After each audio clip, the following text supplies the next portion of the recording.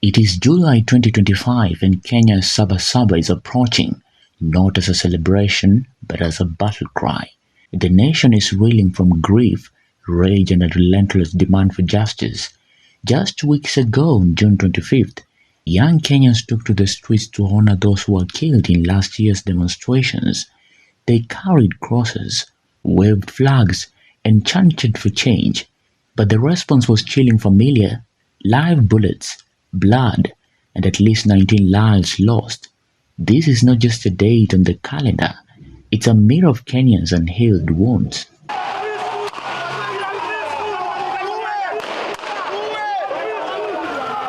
Saba Saba, born on July 7, 1990, was a turning point in Kenya's history.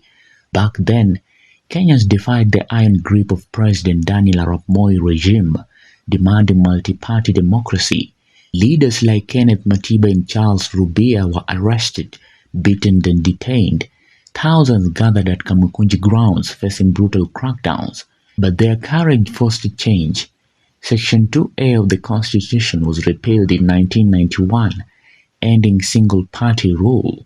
Saba Saba became a symbol of freedom, of refusing to be silenced. In 2024, that same spirit was reignited. The spark, a controversial finance bill proposing taxes on essentials like bread, sanitary products and mobile money transactions. Young Kenyans, mostly Generation Z, said enough was enough. Jobless, burdened by a soaring cost of living and fed up with corruption, they organized on social media platforms like X, TikTok and Instagram without political leaders steering them. On June 18th, protests erupted across Nairobi, Mombasa, Kisumu, Eldoret and beyond. By June 25th, the demonstrations turned deadly.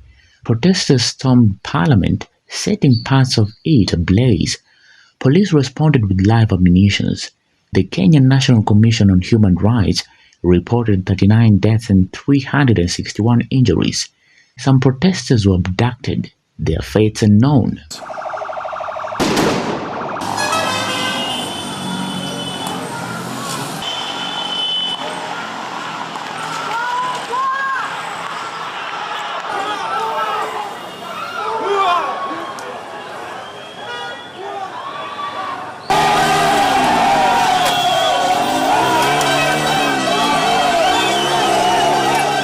The government argued the finance bill was necessary to address a ballooning national debt, but the youth saw it as economic operation.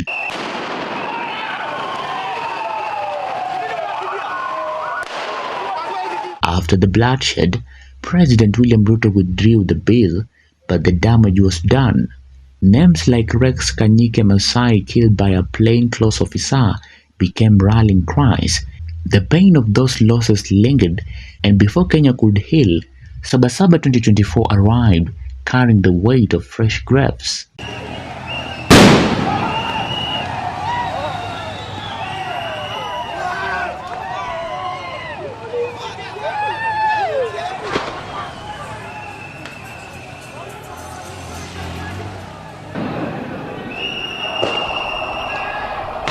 Now, in 2025, history repeats itself.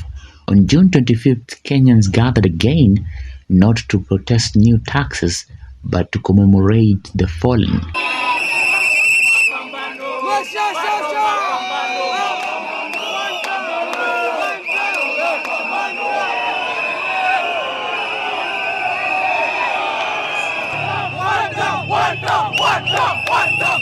They marched in Nairobi's central business district, Mombasa's bustling streets, Kisumu's lakeside roads and Eldoret's highways, holding placards with the names of the dead: David Chege, Erickson Mutisia, Kennedy Onyango.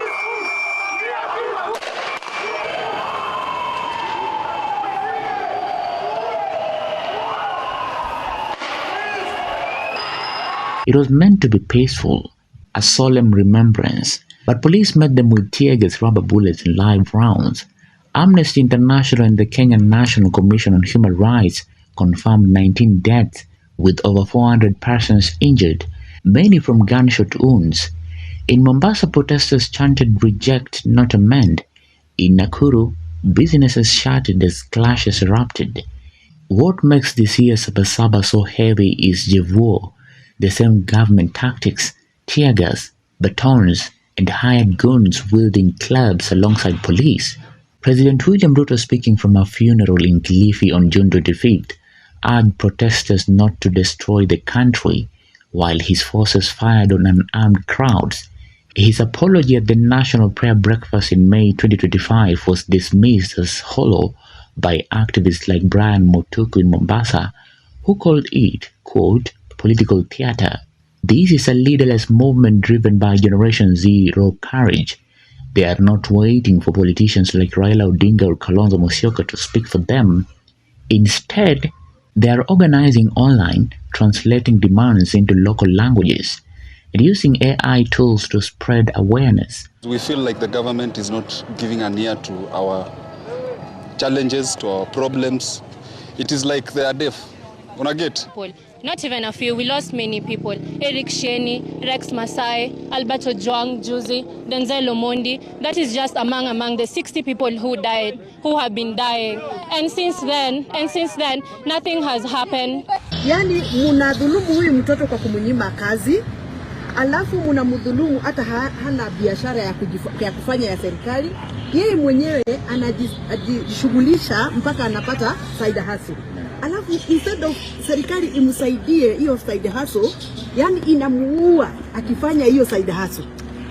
Unajua hao wanasema ati Boniface ati alitukana askari.